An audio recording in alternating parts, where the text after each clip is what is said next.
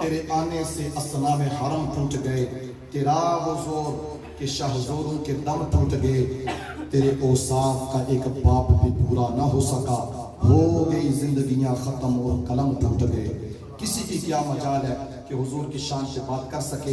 یہ تو آتا کہتا ہے صرف اور صرف مقصد اور مشن یہ ہوتا ہے کہ جس طرح حضور کا ذکر بلند ہے، ہم حضور کے ذکر کے ساتھ اپنی نسبت جب رکھ دیں گے تو مالک کائنات ہمارے اجڑے ہوئے مقدر کو بھی چار چاند لگا کر مالک اپنی بلند بارگاہ میں ہمیں بھی قبول فرما دے گا۔ بس یہ مقصد ہے۔ سرنامہ خطبہ میں اللہ تبارک و تعالی جل شانہ کی لارب کتاب مبین کی آیت مقدسہ جو تلاوت کی ہے، دوڑے تو مجھے آتے نہیں ہیں، اشعار کی صورت میں بیان کرنے کا مقصد نہیں ہے۔ مقصد یہ ہوتا ہے اللہ جو اکبر، اپنی سماعتیں جو ہوتی ہیں اس کا چسکا پورا کرنے کے لیے تو ہم پتہ نہیں کس کس انداز میں دوڑے بھی سناتے ہیں، اشعار کی صورت میں حضور کی شان بھی بلند کرتے ہیں، لیکن طریقہ کار اصل یہ ہوتا ہے کہ جب بھی حضور کی شان کو پڑھا جائے یا تو قرآن سے پڑھا جائے یا فرمان مصطفیٰ سے پڑھا جائے۔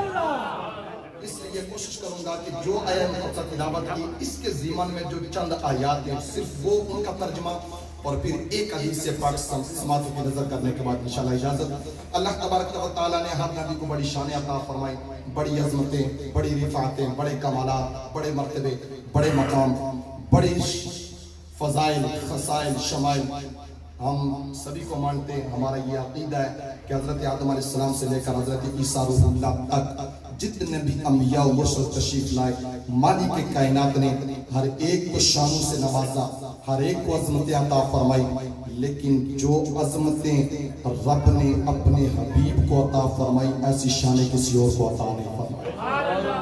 یہ بھی آپ یہ نہ سمجھے کہ یہ بھی میرے جذبات میں کیا کیا، بلکہ رب کا قرآن کہتا ہے تلک الرسل فضلنا بعدهم على بعد منهم من کلم اللہ ورفع بعدهم درجات۔ فرمایا سارے رسول میرے ہیں، سارے نبی میرے ہیں، لیکن شان عطا فرمانے والے نے ایک سے بڑھ کر ایک کو شان اور عظمت عطا فرمائی۔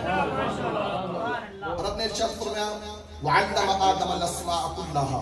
حضرت آدم علیہ السلام جو ابو البشر ہیں، جو مسجود ملائکہ کا لقب رکھتے ہیں، جن کو رب کعبہ نے اپنا خلیفہ بنایا، رب نے ارشاد فرمایا ہے آدم میں نے تجھے عظمت عطا فرمائی، رفعت عطا فرمائی، مقام دیے، مرتبے دیے، مسجود ملائکہ بنایا اور ابو البشر کا لقب عطا فرمایا۔ یہ رب کریم یہی بات ہے۔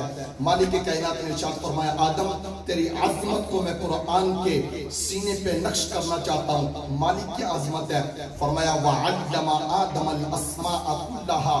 فرمایا میں نے اپنے بندے حضرت آدم کو آسمان کے اندر جتنی بھی اشیاء ہیں، فرمایا ان اشیاء کے ناموں کا علم جو عطا فرمایا تو اپنے بندے حضرت آدم کو عطا فرمایا۔ وعلم آدم الاسماء كلها، جتنی بھی اشیاء کے نام تھے میں نے اپنے بندے حضرت آدم کو سکھا دیے، علم عطا فرما دیا۔ ٹھیک ہے مالک یہ تیری شان ہے۔ ذرا آگے چلیے قرآن کے اندر سورہ یوسف کے اندر حضرت یوسف علیہ السلام کے مقام اور مرتبے اور آپ کے علوم کو مالک کائنات نے بیان فرماتے ہوئے ارشاد فرمایا، فرمایا میں نے یوسف کو پیکر حسن و جمال کا منبع بنایا۔ مالک ٹھیک ہے تیری اور شان کیا ہے؟ تو اللہ تبارک و تعالی نے ارشاد فرمایا میں نے حضرت یوسف علیہ السلام کو اتنا علم عطا فرمایا، علمناہ من تأویل الاحادیث۔ فرمایا میں نے اپنے بندے حضرت یوسف علیہ السلام کو خوابوں کی تعبیر کا علم عطا فرمایا۔ حضرت یوسف علیہ السلام کو علم جو عطا فرمایا ان کے علم کی وسعت کو بیان کیا، حضرت یوسف کے علم کی بے قراریوں کو بیان کیا، حضرت یوسف علیہ السلام کے علم کی جولانیوں کو بیان کیا، آپ کے علم کے سمندر کو بیان کرتے ہوئے مالک نے ارشاد فرمایا علمناہ من تأویل الاحادیث۔ فرمایا جو بھی یوسف کا ماننے والا رات کو خواب دیکھتا ہے، صبح اٹھ کر حضرت یوسف کی بارگاہ میں پہنچتا ہے، رات والا خواب بیان کرتا ہے، حضرت یوسف علیہ السلام اس کے خواب کی تعبیر کا علم اسے عطا فرما دیتے ہیں۔ یہ کس کی شان ہے؟ حضرت یوسف علیہ السلام کی۔ ذرا آگے چلیے حضرت سلیمان علیہ السلام، اللہ پاک نے ان کو بھی بڑی عظمتیں عطا فرمائی، بڑی بلندیاں، بڑی عظمتیں۔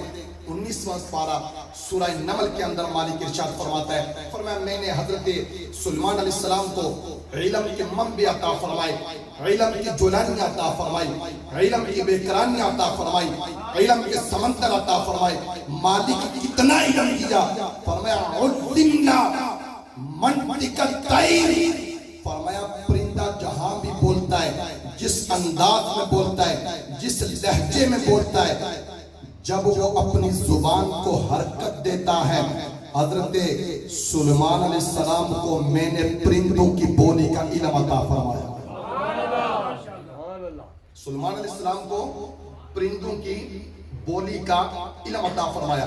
ضمناً یہاں ذرا رک کر میں اسی سورہ مبارکہ سے ایک لطیف نقطہ آپ کی بارگاہ میں عرض کرتا ہوں کہ جب حضرت سلیمان علیہ السلام کا لشکر چلا، ادھر چونٹیوں اپنے بلوں سے باہر کھڑی تھی، ان کی جو ملکہ اور بادشاہ تھی، انہوں نے اپنی دوسری چونٹیوں کو کہا کہ تم اپنے بلوں کے اندر داخل ہو جاؤ، یا ایھا النمل ادخلوا مساکنکم، اے چونٹیوں اپنے بلوں کے اندر داخل ہو جاؤ، اپنے سوراخوں کے اندر داخل ہو جاؤ۔ کیوں؟ اس لیے کہ سلیمان علیہ السلام کا لشکر آ رہا ہے، کہیں بے خبری کے عالم میں تمہیں کچل نہ ڈالے۔ ادھر چونٹی نے اپنی دوسری ساتھی چونٹیوں کو یہ بات کہی، ہزاروں میل دور حضرت سلیمان علیہ السلام اس چونٹی کی آواز کو سن کر فتبسم ضاحکا من قولھا، ادھر چونٹی نے اپنی زبان میں بات کہی، ہزاروں میل دور حضرت سلیمان علیہ السلام اس چونٹی کی آواز کو سن کر مسکرا پڑتے ہیں۔ تو مجھے کہنے دیجئے کہ ہزاروں میل دوری پر چونٹی کی آواز کو سن کر سلیمان علیہ السلام مسکرا دیتے ہیں، تو کیا سمجھتے ہو جو حضرت سلیمان علیہ السلام کے بھی نبی ہیں، گنبد حضرا کے مکی ہیں، آمینہ کے لال ہیں، عبداللہ کے در یتیم ہیں، حسنین کے کریمین کے نانا جان ہیں، اس امت کے غمخوار ہیں، اس گنجور کی سرزمین پر حاجی کرامت صاحب کے گھر میں بیٹھ کر جب ہم حضور کا ذکر کر رہے ہیں تو گنبد حضرا کے مکی ہمارا پڑھ جانے والا ذکر خود سماعت بھی فرما رہے ہیں۔ حضرت سلیمان علیہ السلام کے متعلق رب نے کیا فرمایا کہ میں نے سلیمان علیہ السلام کو علم عطا فرمایا۔ مالک کتنا علم؟ فرمایا علمنا منطق الطیر، پرندے بولتے ہیں، سلیمان علیہ السلام ان کی بولی کا علم رکھتے ہیں۔ مالک ٹھیک ہے، تو نے اپنے انبیاء کو علوم عطا فرمائے۔ ذرا آگے چلیے، پھر تیسرے پارے کے اندر اللہ تبارک و تعالی نے حضرت عیسیٰ علیہ السلام کا ذکر فرمایا۔ فرمایا وہ عیسیٰ کہ جو قوم بِإِذْنِ اللہ کہتے، مردے کو ٹھوکر مارتے، مالک کے کائنات کے حکم سے وہ مردہ اٹھ کر چلنا شروع کر دیتا۔ کون عیسیٰ؟ جن کے سامنے مٹی کا بنا ہوا پرندے کا مجسمہ ہوتا، آپ پھونک مارتے اور رب کے حکم سے اس پرندے کے اندر روح آ جاتی، وہ ہوا میں پرواز کرنا شروع کر دیتا۔ وہ عیسیٰ، آپ کو رب نے کتنا علم عطا فرمایا۔ وَأُنَبِّئُكُمْ بِمَا تَأْكُلُونَ وَمَا تَدَّخِرُونَ فِي بُيُوتِكُمْ، کہا میرے ماننے والوں، رب نے مجھے وہ علم عطا فرمایا جو کچھ تم گھروں میں سے کھا کے آتے ہو میں اس کا بھی علم رکھتا ہوں، اور جو کچھ تم گھروں میں چھپا کے آتے ہو رب نے مجھے اس کا بھی علم عطا فرما دیا۔ آدم علیہ السلام کے علم کو رب نے بیان کیا، یوسف علیہ السلام کے علم کو رب نے بیان کیا، سلیمان علیہ السلام کے علم کی بےکرانیوں کو رب نے بیان کیا، عیسیٰ علیہ السلام کے علم کو رب نے بیان کیا۔ مالک ٹھیک ہے، تیرے بندے ہیں، تیرے برگزیدہ ہیں، تیرے چنے ہوئے ہیں، تیرے نبی ہیں، تیرے رسول ہیں، تو نے ہر ایک کو علم عطا کیا، ذرا بتا کیا تو نے اپنے پیارے حبیب کو بھی کچھ عطا فرمایا؟ جب باری آئی امینہ کے لال کی، جب باری آئی اس امت کے غمخوار کی، تو مالک کائنات نے ارشاد فرمایا وَعَلَّمَكَ مَا لَمْ تَكُنْ تَعْلَمْ وَكَانَ فَضْلُ اللَّهِ عَلَيْكَ عَظِيمًا، کہا میرے محبوب کسی کو علم دیا تو آسمان کی چیزوں کا علم دیا، کسی کو علم دیا تو پرندوں کی بولی کا علم دیا، کسی کو علم دیا تو خوابوں کی تعبیر کا علم دیا، کسی کو علم دیا تو کھانا کھانے کا علم دیا، لیکن محبوب تو اوروں جیسا نہیں، تو میرا محبوب ہے، تو میرا یار ہے۔ یا اللہ کتنا علم عطا کیا، فرمایا میرے پاس علم کے جتنے بھی منبع اور خزانے تھے سارے کے سارے اٹھا کر میرے اپنے محبوب کی جولی میں رکھ دیے. نعرہ تکبیر، اللہ اکبر. نعرہ رسالت، جشن عید میلاد النبی. میرے محبوب کی شان کیا ہے کہ رب کے پاس علم کے جتنے بھی منبع تھے، علم کے جتنے بھی خزانے تھے، جب باری آئی اپنے پیارے حبیب کی، فرمایا محبوب وہ اور تھے جن کو ایک ایک چیز کا علم عطا فرمایا. تو اوروں جیسا نہیں، تو تو میرا محبوب ہے، میں تجھے اتنا علم عطا کروں گا، اتنا علم عطا کروں گا. محبوب دینے والی میری ذات ہے، لینے والی تیری ذات ہے. محبوب تو لیتا چلا جا، میں رب کعبہ تجھے عطا فرماتا چلا جا. سرے عرش پہ ہے تیری گزر، دلے فرش پہ ہے تیری نظر، ملکوت و ملک میں کوئی ایسی شے نہیں محبوب جو تیری نظر سے عیا نہیں. آج ہم یہاں بیٹھے ہیں، حضور کا ذکر کر رہے ہیں، حضور کے علم کی بات کر رہے ہیں. رب کعبہ کی قسم ہمارا یہ ایمان ہے کہ گنبد حضرا کے مکین ہمارے دلوں کی بھی حال کی واقفیت رکھتے ہیں. ہمارا پڑھے جانے والا ذکر بھی محبوب کائنات جانتے اور جواب بھی عطا فرما رہے ہیں. یہ میرے اور آپ کے کریم آقا کی شان ہے. اب ذرا آگے چلیے، بخاری شریف کی حدیث سے پاک ہے. یہ تو ساری کی ساری قرآن پاک کی آیات تھی. اب ذرا آگے چلیں، بخاری شریف کی حدیث سے پاک ہے. میرے اور آپ کے کریم آقا نے ارشاد فرمایا واللہ ما یخفى علی رکوعکم ولا خشوعکم. فرمایا میرے غلاموں، اللہ تبارک و تعالی کی عزت کی قسم، تم رکوع کرتے ہو، تمہارا رکوع کرنا بھی میں جانتا ہوں. تمہارے دل کے اندر جو خشوع ہے مالک کائنات نے مجھے اس کی بھی خبر عطا فرما دی. آپ ذرا اندازہ لگائیں، حافظ ابراہیم صاحب مصلی امامت پہ کھڑے ہوں، نماز پڑھا رہے ہوں، آپ سارے ان کے مقتدی پیچھے نماز پڑھ رہے ہوں، تو امام ہوں یا مقتدی ہوں، ان کی نگاہ سیدھی قبلہ سمت ہوتی ہے. نگاہ پھر گئی، چہرہ پھر گیا، نماز ٹوٹ جاتی ہے. اور حافظ صاحب آپ کے رکوع کی خبر نہیں رکھتے، آپ کے خشوع کی خبر نہیں رکھتے، آپ کے قیام کی خبر نہیں رکھتے، کیونکہ ان کی توجہ آگے کی طرف ہوتی ہے، چہرہ قبلہ رخ ہوتا ہے. ان کو پیچھے کی خبر نہیں ہوتی، کون پیچھے رکوع کی حالت میں ہے، کون پیچھے کس حال میں ہے.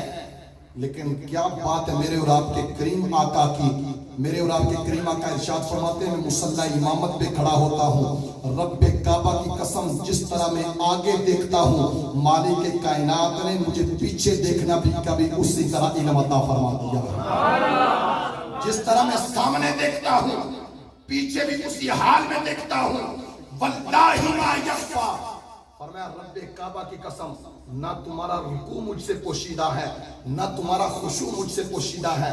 ٹھیک ہے، رکوع کی ایک کیفیت ہے، قیام کا ایک ڈھانچہ ہے، رکوع کی ایک حیت ہوا کرتی ہے. حالت قیام میں کوئی کھڑا ہے، میں دیکھ کر بتا سکتا ہوں یہ بندہ قیام کی حالت میں ہے.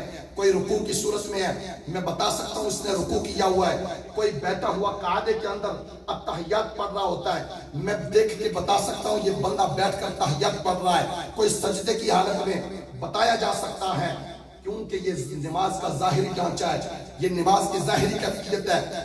لیکن جو خشوع ہوتا ہے، علماء بیٹھے ہیں، پیر صاحب تشریف فرما ہیں، آپ ان سے بھی پوچھ لیجئے گا.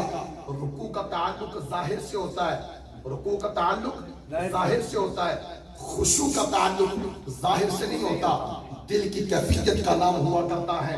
میرے اور آپ کے کریم آقا فرماتے ہیں، فرمایا تو تم جو ظاہری رکوع کرتے ہو رب کعبہ کی قسم میں تمہارے رکوع کی بھی خبر رکھتا ہوں. جو تمہارے دلوں کے اندر خیال ہوا کرتا ہے رب کعبہ کی قسم مجھے اس کا بھی مالک نے علم عطا فرما دیا. تمہارے ظاہر کا بھی علم رکھتا ہوں، تمہارے باطن کا بھی علم رکھتا ہوں. حضور تاجدار کائنات علیہ السلام نے ایک اور مرتبہ ارشاد فرمایا، فرمایا اسألونی ما شئتم. بخاری شریف کی حدیث سے پاک ہے. کریم آقا نے ارشاد فرمایا صحابہ تم سوال کرو، میں تمہارے سوال کا جواب عطا فرماؤں گا. ابھی تمہاری زبان سوال کرنے کے بعد رکے گی نہیں، تم نے ابھی سوال پورا نہیں کیا ہوگا، رب کعبہ کی قسم میں تمہارے سوال کا جواب بھی عطا فرما دوں گا. وہاں بیٹھے ہوئے حضرت عبداللہ بن حذیفہ رضی اللہ تعالی عنہ، آپ بھی وہاں تشریف فرماتے، صحابہ کرام کی عظمت پہ قربان جائیے. وہ بیٹھے ہوئے تھے اور ان پر کچھ لوگوں کا یہ نظریہ تھا کہ ان کی والدیت پہ لوگ شک کیا کرتے تھے. حضرت عبداللہ بن حذیفہ نے جب دیکھا کہ حضور آج تو بڑی جلانی کے اندر ہیں, آپ تو دریائے رحمت جوش میں ہے, آج جو بھی کچھ بات کی جاتی ہے حضور اس کا جواب ارشاد فرما دیتے ہیں. حضرت عبداللہ بن حذیفہ کھڑے ہو جاتے ہیں, عرض کہ اللہ کے پیارے حبیب, آپ جو اوروں کو ہر بات کا سوال کا جواب عطا فرما رہے ہیں, ذرا مجھے بھی بتائیے کہ میری والدیت کیا ہے, میرا والد کون ہے. اور آپ سبھی سمجھدار احباب بیٹھے ہوئے ہیں, والدیت کا پتہ کسی اڑوس پڑوس والے کو نہیں ہوتا, والدیت کا پتہ اپنے حقیقی باپ کو بھی نہیں ہوتا, یا وہ ماں جانتی ہے یا گنبد حضرا کے مکین جانا کرتا. لیکن حضرت عبداللہ بن حذیفہ کا عقیدہ دیکھیے, آپ فرماتے ہیں, آپ عرض کرتے ہیں اللہ کے پیارے حبیب آج دریائے رحمت جوش میں ہے, ذرا اس بات سے بھی پردہ اٹھا دیجئے, ذرا اس پردے کو بھی فاش کر دیجئے, میری والدیت پر لوگ شک کرتے ہیں. حضور ذرا حکم ارشاد فرمائیں کہ میرا والد کون ہے. حضرت عبداللہ بن حذیفہ نے جب کھڑے ہو کر یہ سوال کیا, گنبد حضرا کے مکین نے ارشاد فرمایا, عبداللہ پریشان ہونے کی بات نہیں, لوگ کہتے ہیں تو کہتے پھریں, تیری والد کا نام ہے حضرت حذیفہ رضی اللہ عنہ. تو پھر کیا سمجھتے ہو, جس کریم آقا کو رب کعبہ نے ہمارے والدین کا بھی علم عطا فرما دیا, ہمارے دلوں کی کیفیت کا بھی رب نے انہیں علم عطا فرما دیا, تو پھر ہمارے دل کے اندر جو دھڑکن پیدا ہوتی ہے, وہ دھڑکن ہمارے دل میں بعد میں پیدا ہوتی ہے, ہمیں بعد میں پتہ چلتا ہے. گنبد حضرا کے مکی کو ہمارے دھڑکتے ہوئے دل کی خبر پہلے ہو جایا کرتی ہے. تو ہم اس کریم آقا کی محفل میں تشریف فرما ہے. تو احباب عزیز وقار, ابھی 7 منٹ باقی ہیں, مجھے حکم ملا تھا کہ میراث شریف پہ گفتگو کرنی ہے, اور میرا اپنا ایک ذوق ہوتا ہے, میرا اپنا ایک شوق ہوتا ہے, میرا اپنا ایک طریقہ کار ہوتا ہے کہ جہاں بھی جائیں 10 منٹ بھی اگر حضور کی شان میں بیان کرنے کے لیے ملے تو ایک تو ہے حضور کی شان, وہ تو ہمارے سامنے ہے. پہلے میں نے عرض کیا کہ زندگیاں ختم ہو جائیں, حضور کی شان ختم نہیں ہو سکتی. یہ جتنا سب کچھ کیا گیا حضور کی آمد کی خوشی میں کیا گیا, یہ جھنڈیاں لگائی گئی, بینرز اویزاں کیے گئے, مہمانوں کو بلایا گیا, کیوں کہ حضور کا میلاد منایا جا رہا ہے. یہ ہے حضور کا میلاد منانا. ایک ہوتا ہے حضور کا میلاد اپنانا. ہم نے میلاد منا لیا, میں یہاں پہنچا, استقبال کیا گیا. اللہ تبارک و تعالی ان بھائیوں کے عظمتوں کو تا قیام قیامت اسی طرح شاد و آباد فرمائے. ہار پہنائے گئے, مجھے یہاں عزت کے ساتھ بٹھایا گیا, پیر صاحب تشریف لائے, ہار پہنائے گئے, عزت کے ساتھ بٹھایا گیا. لیکن جب بٹھایا گیا میرے سامنے مائک رکھا گیا, اگر میں یہاں گفتگو کرنے لگ جاؤں, اہل خانہ جنہوں نے میرا استقبال کیا, ہار پہنائے, مائک سامنے رکھ کے میرے سامنے کھڑے ہو جائیں کہ ہیں کہ ہم نے آپ کی بات سننی نہیں ہے, ہم نے آپ کی بات ماننی نہیں ہے, بس ہم نے آپ کا استقبال کرنا تھا, وہ ہم نے کر دیا, تو کیا سمجھتے ہو میرا دل خوش ہو جائے گا؟ میرے طبیعت کے اندر شائستگی آ جائے گی, میں ان کو اچھا سمجھوں گا. کیوں کہ جو میرا آنے کا مقصد تھا وہ تو بیان کرنا تھا. جو ہار پہنائے گئے یہ ان کی اپنی لگن اور شوق تھی, اصل مقصد یہ تھا میں یہاں کھڑے ہو کر حضور کی شان کو بیان کروں. آمد کے موقع پر ہار پہنانا ان کا اپنا کام تھا, میرا کام یہاں کھڑے ہو کر بیان کرنا تھا. اگر یہ اہل خانہ انکار کر دیں, ہم نے آپ کی بات نہیں سننی, تو میں کیا ان کو اچھا سمجھوں گا؟ اگر میں اچھا نہیں سمجھتا تو گنبد حضرا کے مکی ہمیں اچھا کیسے سمجھیں گے؟ حضور تشریف لائے, ہم نے جھنڈیاں لگا دی, ہم نے بینرز آویزاں کر دیے, ہم نے استقبال کر دیا, نعرے لگا دیے, کمکمے جلا دیے, ہم نے گیت گائے, وہ تو حضور کی آمد کی خوشی تھی. لیکن حضور کا میلاد جو منانا تھا, اصل مقصد یہ تھا کہ حضور کی سیرت کو اپنایا جائے. اصل مقصد کیا تھا؟ حضور کی سیرت کو اپنایا جائے. اگر ہم نے حضور کی سیرت اپنانے سے انکار کر دیا, 5 وقت نماز کا وقت ہوا, ہم نے نماز نہیں پڑھی, اور نیکی کے کاموں میں جو ہمارا فرض تھا ہم نے چھوڑ دیا, جو حضور کا آنے کا مقصد تھا ہم نے استقبال کر دیا, تو گنبد حضرا کی مکین کی روح خوش نہیں ہوگی, خوش اسی وقت ہوگی. کیا فرمایا؟ قرۃ عینی فی الصلاۃ, فرمایا نماز تم پڑھو گے, रब काबा मेरी आंखों को ठंडा फरमा दिया करे। औलाद अच्छा काम करे ना, वालिदैन कहते हैं औलाद ने हमारी आंखों को ठंडा कर दिया। इसका मतलब ये नहीं होता कि औलाद फ्रीजर से बर्फ को निकाल कर वालिदैन की आंखों में रख कर उनको ठंडा करती है, नहीं, बल्कि वो अच्छा काम करते हैं, कमाल दर्जे की खुशी होती है, कमाल दर्जे की खुशी होकर वालिदैन कहते हैं उन्हें हमारे ऐसा काम किया, हमारी आंखें ठंडी हो गई। इधर उम्मती हुजूर के फरमान पर अमल करता है, काम उसका बनता है, जिंदगी उसकी संवरती है, लेकिन गुंबद हजरा के मकी की रूह गुंबद हजरा के अंदर खुश हो जाया करती है। मैंने सूरह नमल का जो एक जुमला पढ़ा था, अभी 4 मिनट बाकी हैं, सूरह नमल के अंदर जो चूंटी वाला मैंने एक वाक्य पढ़ा था, मैंने उसी के ज़िमन में एक बात आपके समातों की नजर करनी है। उस चूंटी ने दूसरी चूंटियों को क्या कहा था कि बिलू के अंदर दाखिल हो जाओ, क्यों कि उसने उनकी भलाई चाही थी, उनके लिए हमदर्दी की थी, उनका अच्छा सोचा था। एक चूंटी ने दूसरी चूंटियों की भलाई का इरादा किया, रब्बे काबा को उसकी इतनी बात पसंद आई कि उस चूंटी के नाम पर मालिक कायनात ने कुरान पाक की पूरी सूरह मुबारका का नाम रख दिया है। सूरह नमल, नमल अरबी में कहते हैं चूंटी को। चूंटी ने दूसरी चूंटियों को अच्छा मशवरा दिया, भलाई चाही, नेकी की दावत दी, उनका भला चाहा, अच्छा सलूक किया। मालिक कायनात को उस चूंटी की यादा इतनी पसंद आई कि उस चूंटी का नाम कुरान पाक की एक पूरी सूरह मुबारका का नाम रख दिया। वो चूंटी होकर दूसरों की भलाई चाहे, मालिक उसको पसंद कर ले। हम तो अशरफुल मखलूकात हैं, हम तो हुजूर के उम्मती हैं, हम तो हुजूर के गुलाम हैं, हम तो गुलामी का दम भरने वाले हैं। जब हम एक दूसरे का भला चाहेंगे, एक पड़ोसी दूसरे पड़ोसी का ख्याल रखेगा, एक पड़ोसी दूसरे पड़ोसी के लिए अच्छा सोचेगा, अच्छा मशवरा देगा, तो रब्बे काबा की कसम अर्शे बरीन पर रब्बे काबा फरिश्तों के सामने फख्र फरमाएगा, फरिश्तों ये है मेरे बंदे जो एक दूसरे का भला चाहते हैं। वो रब तो इतना करीम है, चूंटी भला चाहे तो उसका नाम कुरान की जीनत बना दे। इधर अगर हुजूर के उनकी एक दूसरे का भला चाहे तो रब्बे काबा उनको बेपनाह सवाब अता फरमा दिया करता है। और कुरान पाक में एक और मर्तबा अल्लाह तबारक व तआला ने इरशाद फरमाया, लशम्सु, आप खड़े हो जाएं, बर्तन भी लें दुआ के लिए। 2 मिनट बाकी है, 1 मिनट बाकी है, गुफ्तगू मुकम्मल होगी। 12:30 बजे हमने दुआ करनी है।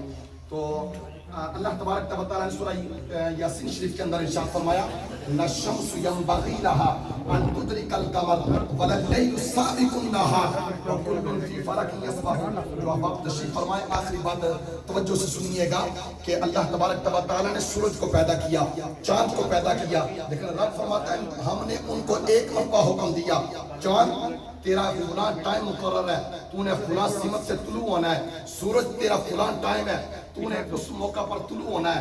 रब फरमाता है कभी ऐसा मौका नहीं आया कि कभी चांद ने सूरज का रास्ता रोका हो, सूरज ने चांद का रास्ता रोका हो। फी फलकिन यस्बहून, उनका टाइम मुकर्रर है, अपने अपने टाइम पे दोनों आते हैं, दोनों चले जाते हैं। जरा सीने पे हाथ रख कर बताएं कि वो भी चांद और सूरज हैं, उनको एक मौका हुक्म मिला, उन्होंने किसी का रास्ता नहीं रोका। हम इंसान होकर एक दूसरे का रास्ता क्यों रोकते हैं? अल्लाहु अकबर। हम इंसान, चांद ने सूरज का रास्ता नहीं रोका, सूरज ने चांद का रास्ता नहीं रोका, अपने अपने मदार में रहकर अपनी ड्यूटी को मुकम्मल कर रहे हैं। हम हुजूर के उम्मती होकर, अशरफुल मखलूकात होकर जब हम एक दूसरे का रास्ता रोकेंगे, ये मिलाद वगैरह कोई माना नहीं रखेगा। मिलाद का असल मकसद यही है हुजूर के फरमान को भी अपनाया जाए, रब के अहकामात को भी अपनी जात पे लागू किया जाए। अल्लाह तबारक व तआला हमें अमल की तौफीक अता फरमाए। वमा अलैना इल्लल बलाग।